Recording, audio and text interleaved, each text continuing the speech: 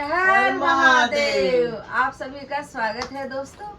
हम एक सुंदर सा भजन गाएंगे भोले जी का, क्योंकि तीज का पावन पर्व आ रहा है और सभी सखियों को हमारे तरफ से तीज की बहुत बहुत बधाई है।